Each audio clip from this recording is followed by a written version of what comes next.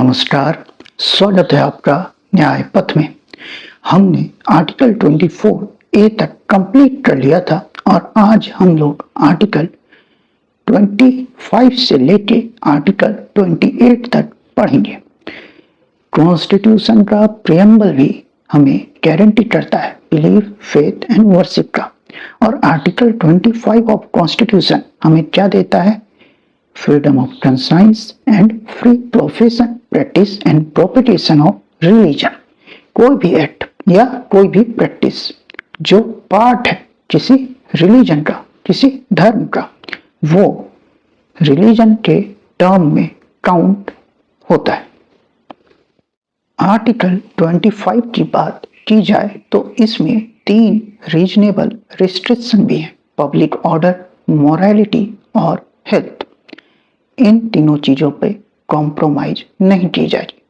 अच्छा, freedom of conscience, free profession, practice और propagation तो है, पर प्रैक्टिस जो इंटरनल पार्ट ऑफ रिलीजन है उस पर एक केस है, MH Qureshi versus state of Bihar. इस केस में यह हेल्ड हुआ था कि काउ स्लॉटर ये किसी भी रिलीजन का इंटरनल पार्ट नहीं है, इसलिए ये अंडर द टर्म रिलीजन में फिट नहीं बैठ रहा।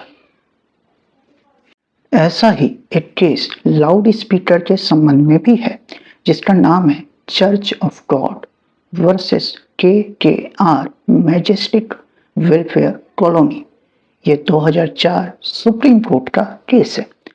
इस केस में यह हेल्ड हुआ था कि लाउड स्पीकर ब्रीच या disturb the peace of others, और ये पब्लिक हेल्थ के भी अगेंस्ट में, तो ये proper exercise of fundamental rights नहीं मानी जा सकती।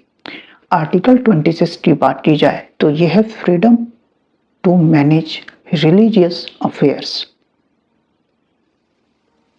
ये जो आर्टिकल है यह डील करता है रिलीजियस डेनोमिनेशन से। ये रिलीजियस डेनोमिनेशन क्या होता है? यह है collection of individuals what governed by the same name, जैसे आर्य समाजी, ब्रह्म समाजी, तो governed by the same name of a religious sect having a common faith and known by distinctive name. और ये बात हेल्ड हुई थी SP Mittal versus union of India के केस में। तो आर्टिकल 26 बेसिकली रिलीजियस डेनोमिनेशन को इस्टेब्लिश करने की और उन्हें मेंटेन करने की फ्रीडम देता है। अब आते हैं आर्टिकल 27 पे। ये पॉजिटिव सेकुलरिज्म का एक परफेक्ट एग्जांपल है।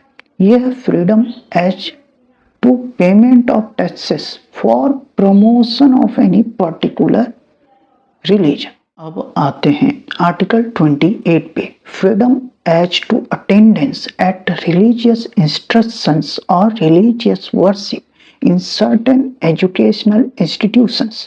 अब इंस्टीट्यूशंस को हम 4 तरह से बांट सकते हैं।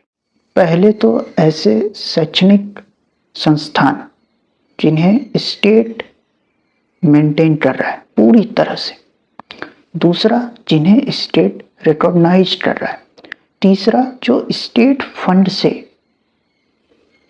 कुछ पैसे रिसीव कर रहे हैं, एड रिसीव कर रहे हैं, और चौथा जिन्हें एडमिनिस्ट्रेट तो स्टेट कर रहा है पर वो किसी ट्रस्ट या एंडोमेंट से इस्टेब्लिश हुए। तो इन 4 कैटेगरी में हम इंस्टीट्यूशन को डिवाइड कर सकते हैं। ये ऐसे संस्थान जो पूरी तरह से निर्भर है स्टेट फंड पे, उनमें आप रिलीजियस इंस्ट्रक्शन नहीं दे सकते। पर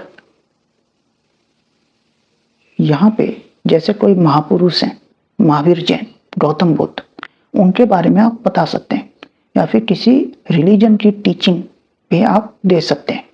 तो religious instruction should not be confused with teaching of religion and teaching of trade peoples।